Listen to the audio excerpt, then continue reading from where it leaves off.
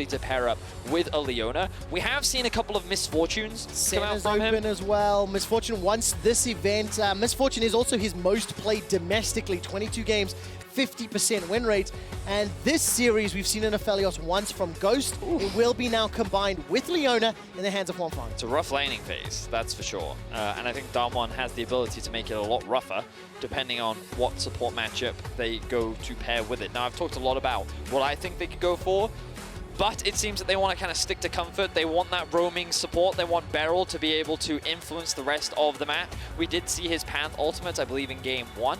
Actually really be very impactful, just constantly moving into these side lanes and counter ganking wherever possible. And there's kind of that one that we were talking about. So a lot of the damage going to come from the mid jungle AD carry trio, whereas Noguri going to act as that frontline tank. This does, of course, mean that Suning, sticking with the theme of their teamfight composition with the Leona, with the Orianna, are going to round things out with a Gangplank. And I feel like Suning kind of have everything that they want. I'm actually a huge fan of this Suning draft. I think the one thing that can ruin it all for them is this Kindred. It's a relatively short-range comp on the side of Suning. They're playing into a Syndra and a Caitlyn, which means that threatening that backline may be very difficult. And on top of that, even if they do get onto the backline, the Kindred ultimate can mitigate a lot of that burst. So while I look at this comp from Suning and I think, sure, this is something that they're probably very comfortable with, they can execute very well. This series has been a lot about Drakes. They do have priority in some of these lanes. I think that when it actually comes to the fights, DAMWON's long range and the way that they've been very patient about their approach is going to make things difficult for Suning. And I think it's important to call out that throughout the course of the series, DAMWON have, I think it's fair to say, executed at a higher level. However, these surprise moments, these off-guard team fights, and some of the execution from Suning has kept them close. Game 1, traded back and forth. DAMWON slow to push their lead. It allows Suning back into the game. Game 2, that crazy Evelynn versus Radar Rengar. The skirmish fest all game long. And then, of course, in Game 3, it was DAMWON that came out with a gigantic advantage in the early game. A blunder at Baron gave Suning a chance, but ultimately, they were unable to close it out. Suning are in a do-or-die situation on home soil. And they are looking to force Game 5. If Suning do not win this game, they will be crowned second. It will end the run of LPL dominance, and for the first time in 3 years, the LCK, represented by DAMWON Gaming, will be crowned the world champion. Whew, lot on the line. Let's see what DAMWON can do. Can they close off the series?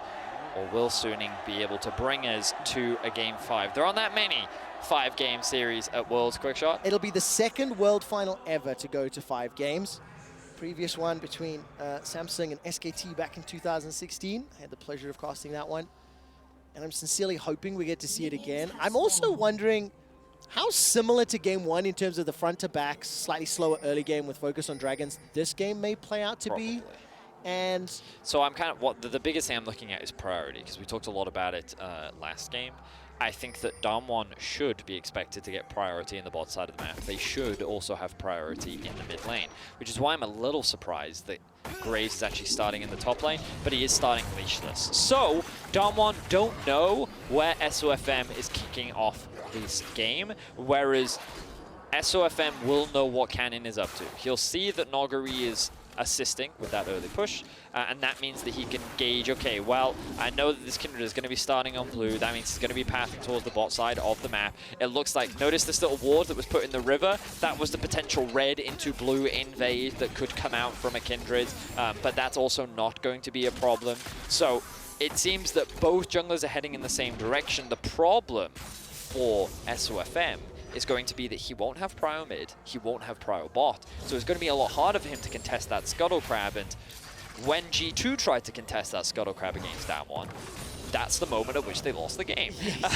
So we'll see how SOFM adapts and pivots. Right now, he's on the blue buff, and for now, no vision has come out from Ghost or Beryl, but I like what they're doing with the wave here. They're being quite slow in terms of their push, and they're hoping that the wave will crash into the tower just as the Scuttle Crab is spawning, meaning that they can be there to assist Ken. I mean, you can see their Hwangfang and Sword Art being pushed so heavily back. The very early race to level 2 Caitlyn Pantheon just bullying Huanfeng and Sword Art. They are still level 1 and they've been pushed really far back. That is a gigantic wave that Huanfeng's Aphelios needs to farm under. And just like you talked about, we'll give Canyon some chance. We'll see with the RNG whether or not he'll be able to get at one of those early marks. So what is interesting is SOFM actually did blue into Gromp, and now he's actually going to go back up to walls. It looks like that he's pathing back up.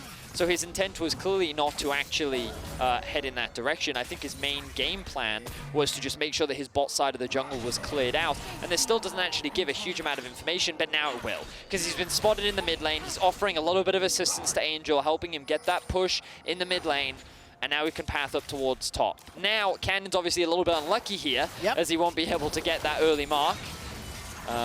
But Blade, good damage onto Beryl. Ignite's thrown down, and the flashes are held. Deal. The 90 caliber net as well as the trap pushing Sword Art back. He holds onto the flash, but Beryl loses his. So it was initially a very good trade, but then Sword Art took just as much damage back from Ghost. So while Beryl does get punished, Ghost definitely does not. And this is very important for the 2 versus 2 matchup, because what you want on Caitlyn is to have as safe as possible laning phase so that you can base on BF Sword, then you can come back into lane and you can just be as obnoxious as possible, hitting onto those plates, trying to funnel as much early gold into you as possible so that you can reach those items back sooner, and then you can start controlling it. Yeah, but look at the CS difference already. Because of the pressure Ghost and Beryl have put onto Huanfeng and Sword Art, it's a plus 17 CS difference in that bottom lane with the wave being pressured in. I also love seeing Beryl using the Hex Flash on that Pantheon. He was threatening a potential jump just a moment or two ago. And Nagari has already backed, bought, and used his TP back into the top lane. Look, the first plate has already fallen. What you want to see from a Caitlyn Pantheon lane is exactly this. And Ghost and Beryl are demonstrating flawless opening to game 4. Wow, a couple of mistakes from Beryl. He definitely didn't want to lose the slash. Thank you. Yeah. But Ghost, his positioning is definitely making up for it. He's got to be careful. The root comes through. Oh, that's a big root. The flamethrower comes out, cleanse as well. Flash forward, 100 HP, turning the damage back onto Huanfeng. Teleports come out, Huanfeng's heal, and Flash has already been used. The Comet Spear comes out from Beryl. First blood to DAMWON. The Showmaker TP's just in time to help push this wave and get some more damage on the plates. So while the TP did come through, it was not necessary for Showmaker because of a great use of the E from Beryl. It looked like Suning made the correct choice. Not only did they get all the summoners out from Ghost, but they were also telling themselves, this guy has no flash, we can kill him. But lo and behold, he was holding on to that damage mitigation option, which meant that the moment Huanfeng and Sword Art turned to try and kill him, he was there able to soak up the damage and turn around in his favor. And again, we'll see. Ghost gets a little bit too close. Huanfeng has the root ability. This sets up for Sword Art to dive on top of him. The flash is then forced out. And it's at this point that you think, well, okay, Huanfeng can win this. But then the E comes through. Huanfeng has no damage left. No kill will be available. And then Sword Art's forced to flash because of the TP in from Showmaker. 1,000 gold advantage to DAMWON. Canyon will be able to jump onto the early Drake yet again, starting the race towards the Soul. And I think all series long, it has felt a little bit like DAMWON is sort of one step ahead. They get a few more advantages, or maybe land the first few punches coming into the finals. Something that we were talking about pretty extensively, Vedius, was that DAMWON had set sort of the gold standard for what good League of Legends looked like. And they were the favorites. And, it's been a competitive or a close series. And DAMWON have been pushed to the brink. Now Showmaker's under some trouble, but nobody's going to come down with Call of the Forge God. Unleash Power comes out. SOFM's on the wrong side of the rift. The collateral damage won't pick up the kill. And the body block from Canyon. It ends up being a 1-for-1, 2-for-1, as Canyon gets a double kill after Suning started that fight. SOFM was committed to trading Drake for that Scuttle Crab, but Showmaker was just buying time. He was waiting for the rest of his team to show up. And while they were able to secure the Scuttle Crab, ultimately it does not matter. And you can start to see the thread starting to peel apart of Suning, because this early game is very reminiscent of what we saw when DAMWON played against G2. It is this small window, that one moment that DAMWON need to be able to capitalize. And I'm glad that you set up that story about this gold standard for League, because I feel like that's what DAMWON have been for the vast majority of this tournament. Precise, clean, well executed, and there have been fights where Suning have been able to outperform them. like we're seeing right now. Suning has the ability to go toe-to-toe with DAMWON, and I think that this is the first team that has really been able to properly push them. They are willing to find good fights. They are not afraid to continuously fight you, and honestly, they punish a very big mistake here from Beryl, and now they're finally back in the 2 versus 2. I'm looking forward to thinking back on this, you know, once we get some more time to digest it, because game 1, we could have been a little maybe more critical on DWG playing it slowly, you know, allowing time for Suning to build it up. There's that Hex Flash forward. Oh, instantly really nice punished. Baited. Yeah, really well done there. The Hex Flash to max the Hex Flash, and just a really good, smart punish. Obviously, still behind in the bot lane. A plate will also be secured in top, and notice, Beryl is here once again to cover. We've seen this multiple times throughout this series, but this is to allow Canyon to keep on farming. He's still in his jungle, and now, with the support up top side, DAMWON can, of course, start off the Rift Herald. This means that the Caitlyn's going to have to play on weak side for now, but I think Kate will be fine. She just has to be careful of the potential dive, and you can see how defensively she is playing behind her turret. I mean, that big goal difference has all of a sudden changed. The fact that Suning were able to at least get themselves that kill in the jungle, the kill in the bottom lane, it is still an advantage to DAMWON, and Canyon on your screen currently has 1 stack. Thank you, production team. Keep us updated with how that is tracking as we continue to watch the rest of this game. And Hwangfang and Swordart will get some time to at least bounce back. Look how quickly that plate goes down with the chakrams.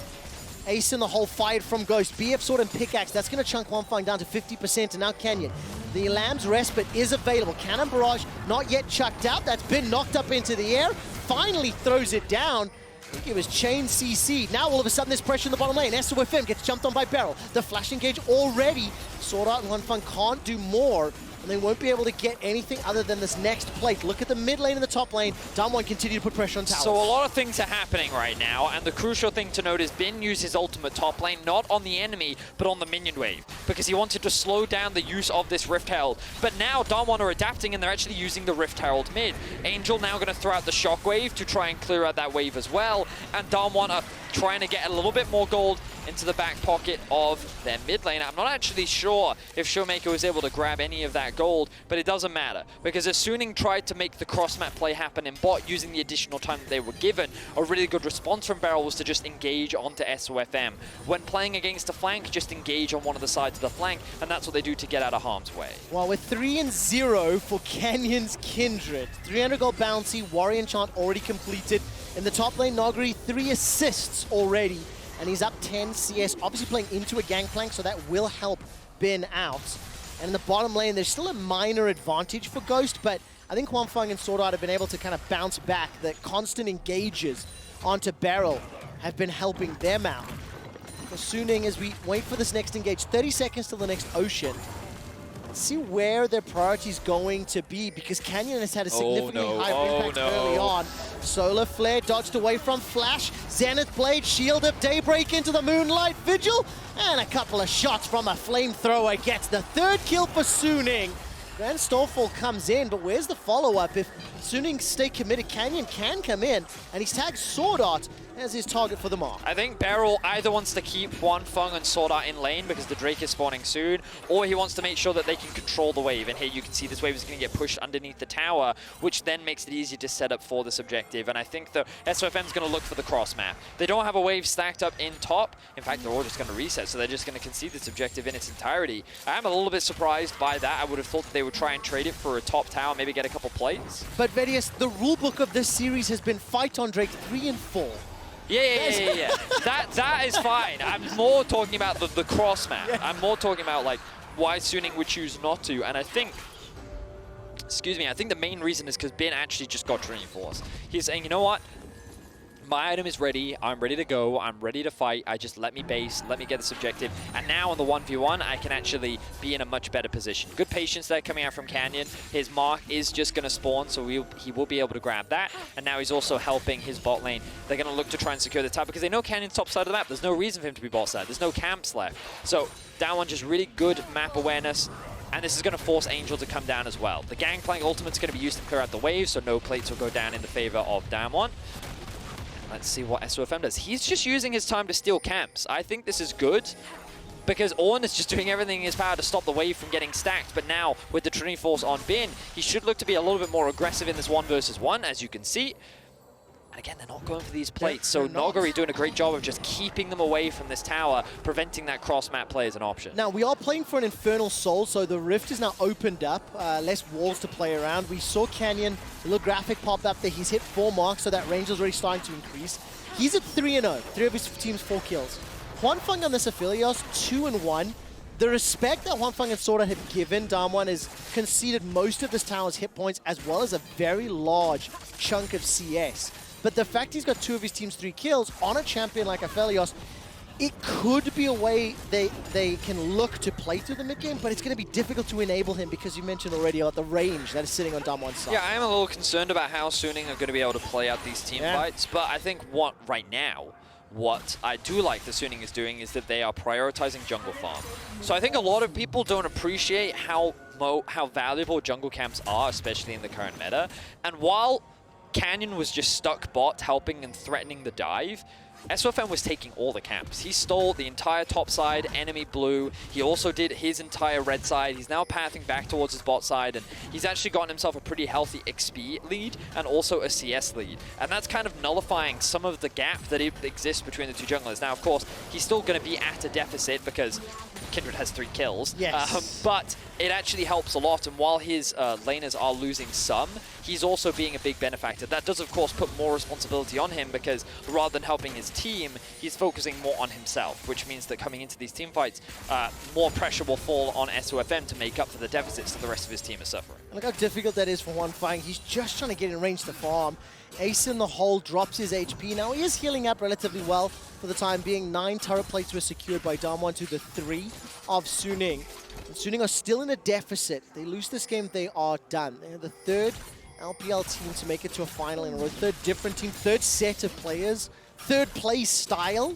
Something that you can't underestimate or talk enough about is just how deep the LPL player pool is. As Ben is just going to get chunked out here underneath the tower.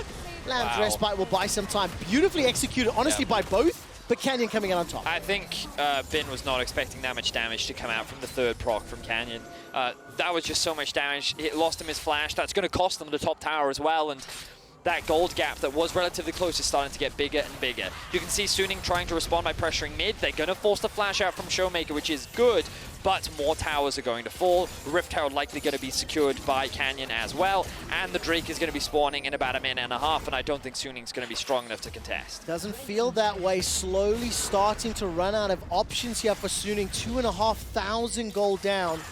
There is a mark there on the Krug camp.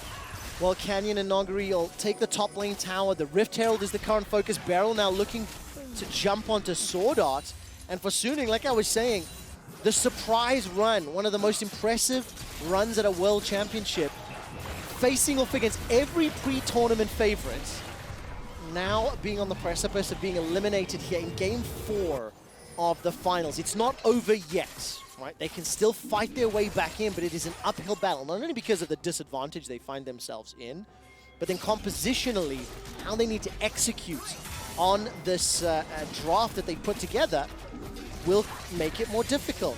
Getting to 30 seconds for this next Infernal, if they decide to fight. They're not going to. I can't see a world. Unless, for some reason, Canyon finds himself on the top side of the map, I just don't see a world in which they can really contest this. And I think what's also very impressive is how Noguri has really been handling this matchup. Admittedly, like, oh no, he tried to back on a ward and he gets into, oh, this is so painful. So bad. Because now the mid tower is going to fall, his back is reset, which means the bot tower is going to also die. This is going to cleanly set up for the Drake. Like, DAMWON's just playing like the whole map extremely well right now. This is the DAMWON that everyone expected to see. I said it in the previous game, and then one Baron team fight goes the way of Suning. So that's the thing. You can't just give up on Suning because they haven't given up once this series. 100%. They are going to fight this. The Gangplank ultimate is going to be up soon. Huanfeng doesn't even have his Infinity Edge yet, but here we go. Shockwave, that's going to whiff. That only tags the Dragon. Solar Flare comes out. Call the Forge God will send Suning packing. Sword Art forced to flash defensively, and while the Moonlight Vigil will get some damage down, Beryl is picked up by Angel. Dragon number 3 goes the way of DAMWON. It ends up being a 1-for-0 in terms of death. Sword Art survived, but DAMWON get the Drake. So they kill Beryl, which is nice and all. but it's still the Drake that goes over in DAMWON. And I think that that is such a big objective. We've seen how important these Drakes have been, and of course it will force Suning into a that fourth Drake fight. They have no choice. Oh, good read from DAMWON. They know exactly what SOFM's trying to do. Oh, quick but he's draw over just the wall. able to sneak away. Bin is also going to be here to help cover him. Extremely well done there by both teams, honestly. Like the TP from Noguri, I thought that they'd found a good collapse, but not going to result in a huge amount. So do you at home believe in a game 5? Do you believe Suning can bring us there? The reason I'm asking, we're 4 minutes away from an Infernal Soul fight. Suning showed a willingness to fight the third one with an item disadvantage, with lanes that were not set up healthily, and they still jumped in there. They have to run through Canyon's 4-0 Kindred. And if that Infernal Soul goes the way of DAMWON, well, it's starting to look scarier and scarier. Noguri and Canyon, they're going to look for the fight here. Dash forward dance on Varro's as well. Bin's going to be able to survive just a few seconds longer before I think the Bellows Breath finally took him out. That's no another mark kill. gained for Canyon, but it doesn't matter. Silver linings for Suning. Haha, he's still only at 4. Yeah, so that's going to be pretty frustrating for Bin. He didn't really have a flash, but the good news is they're not going to get much off the back of it from the perspective of DAMWON. They will be able to get a little bit more gold in their back pockets. Maybe the Ornn can use that money to get himself another item, another upgrades, but yeah, you feel like the game is just so handily in control of DAMWON.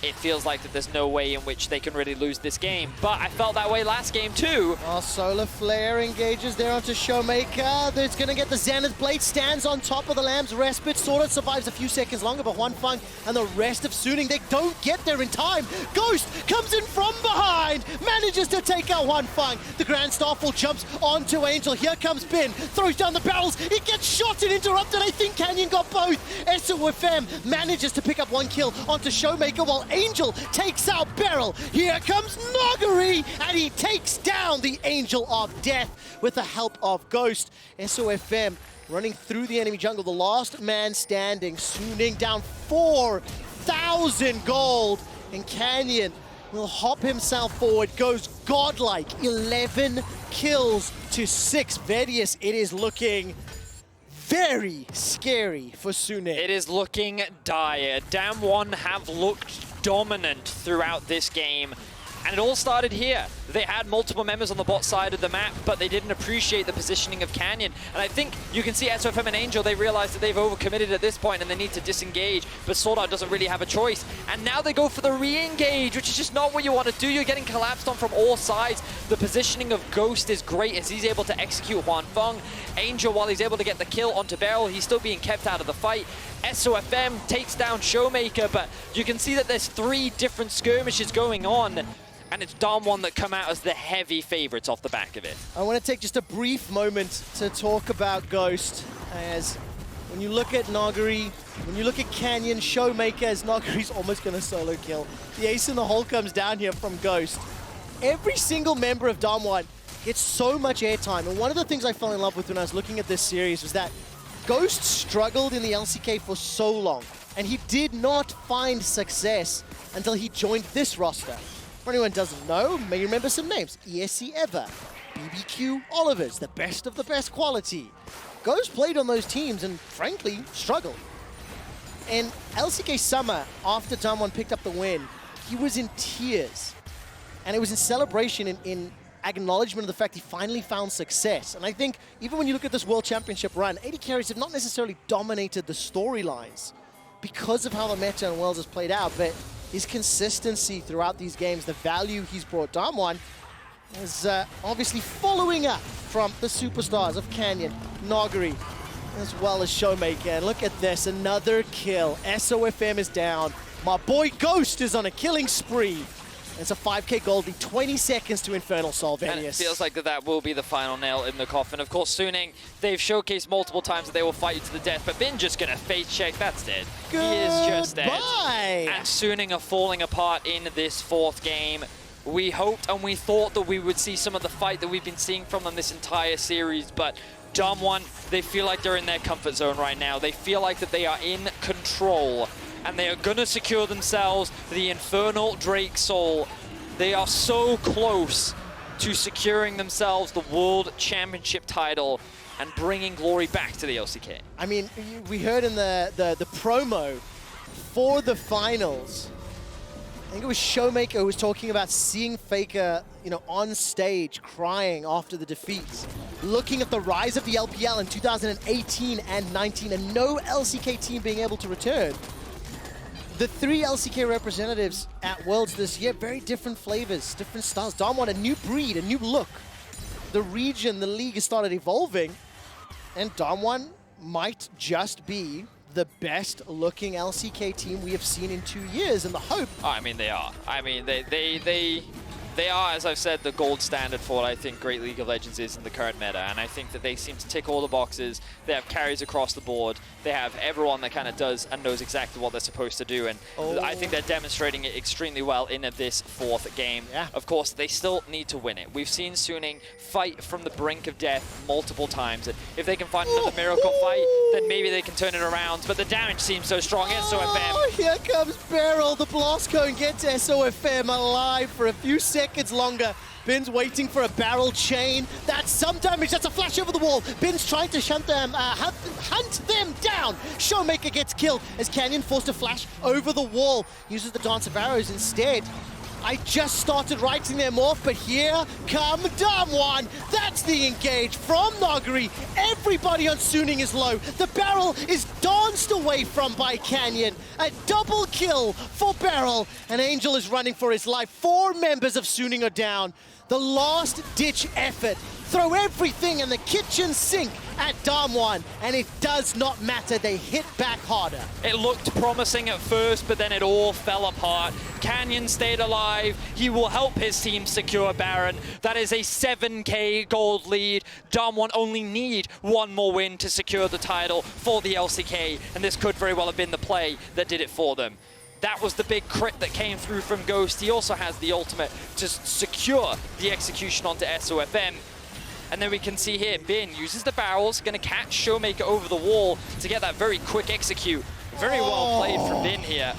But he invested so much, and they had nothing left to chase down onto Canyon, and then they realize, oh, we've just funneled ourselves into a choke point, which then makes it easy for DAMWON to chase them I was down. looking at it as well. Huanfeng did not have flash. Imagine if he could have flashed over, if there was a little bit more support. It's not the case, so in the end of the day, Suning get caught on the wrong side of the rift, and they just get run down in the jungle by DAMWON. They certainly did. Suning have had a fantastic performance throughout this series, and now they are just being dismantled by DAMWON. Another double kill goes into the back pockets of Ghost. They have the Baron buff. They're looking to break into the base. 7-0-6 for the best jungler in the world, Canyon on Kindred. 7-1-4 for Ghost playing Caitlyn, with Baron buff pushing into the base of Suning. The inhibitor turret is now taken out. The inhibitor will be the focus, and 2 members are dead. 10 seconds for Bin, 5 seconds for Sword Art. You cannot hear a sound in Shanghai as DAMWON are making a statement in game number 4.